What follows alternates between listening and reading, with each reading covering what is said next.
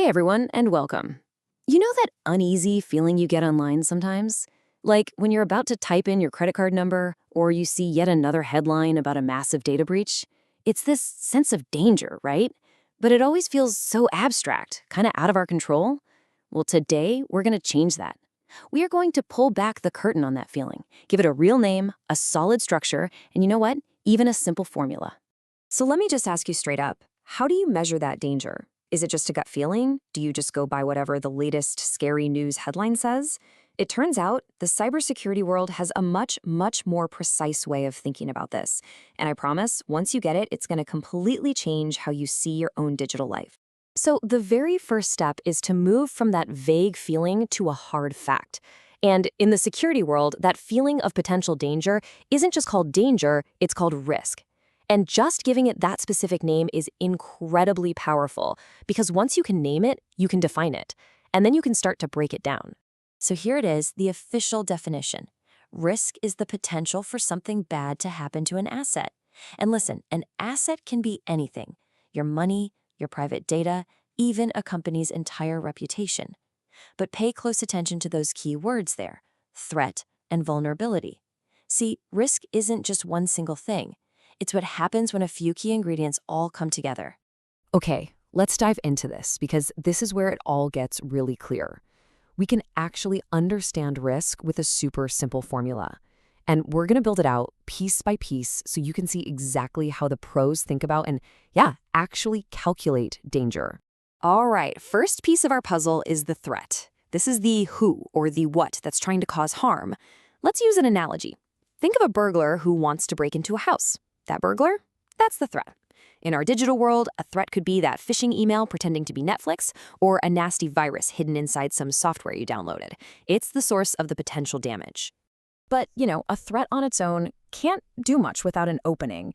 And that opening, that's the vulnerability. This is the how. It's the weakness that a threat can take advantage of. So if the burglar is the threat, the unlocked window is the vulnerability. For us, online, this could be something like using a super simple password for everything, or maybe, ignoring those software update notifications on your phone for weeks on end. It's the gap in your armor. And finally, we get to impact. This is basically the so what question. If the threat actually succeeds, what's the cost? What's the damage?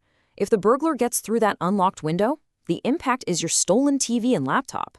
Online, the impact could be thousands of dollars drained from your bank account, or the absolute headache of having your social media account taken over. It's the real-world consequence. And here is how it all clicks into place. Risk equals threat times vulnerability times impact. Now, what's so brilliant about this being a multiplication problem is that if any one of those elements is zero, the total risk is zero. It's that simple. If there's no unlocked window, no vulnerability, the burglar can't get in. Risk is zero. If there's nothing valuable inside to steal, no impact, well, there's no risk. This simple formula gives us clear, obvious levers we can pull to bring our own risk way down. So once we can actually measure risk with this formula, what in the world do we do about it? I mean, we can't get rid of every single risk out there. That's just impossible. So we have to manage it. And it turns out there's a pretty standard 4-part playbook that professionals use to decide how to handle any given risk.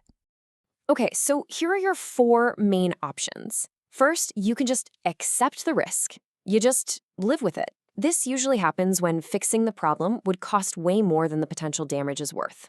Second, you can avoid it. You don't want the risk of your website getting hacked? Well, then don't have a website.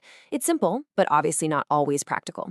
Third, you can transfer the risk. The classic example here is buying insurance. You're paying someone else to take on the financial hit if something goes wrong. And fourth, and this is the one we do most often, you can mitigate it. This just means you take active steps to lower the risk. Installing antivirus software, using a password manager, turning on 2-factor authentication. All of those are mitigation controls that shrink your vulnerability or the potential impact. Now, this is a really key point. Even after you pick one of those strategies, especially mitigation, you're not necessarily home free. See, the goal of risk management isn't to get risk down to an absolute zero, because most of the time that's literally impossible.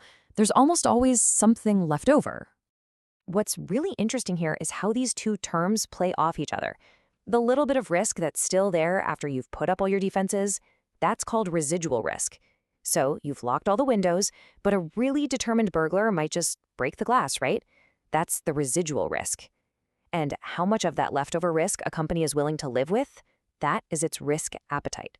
A huge bank, for example, is going to have a very, very low risk appetite for anything to do with its money, while a small personal blog might have a much higher one. So, why do we just go through all these terms and formulas? What's the point? It's because this framework, it's not just for giant corporations. It is an incredibly powerful mental model that you can start applying to your own life right now to make smarter choices and just feel more in control. Here's the most important takeaway. Understanding this risk equation completely transforms that vague online anxiety into focused, concrete action. It shows you that your safety isn't just some random thing that happens to you. It's a calculation. By doing something simple like turning on two-factor authentication for your email, you are directly crushing the vulnerability part of the equation for one of your most important accounts. And that just dramatically lowers your personal risk. It's all about turning that fear into empowerment. And that brings us right to the final thought I want to leave you with. Now that you have this framework, now that you know the formula, risk equals threat times vulnerability times impact, how does it change things? How are you going to look at your own online habits now? Which part of that equation do you have the most control over? Really think about that, because figuring that out, that is your first real step to becoming safer in our wild digital world.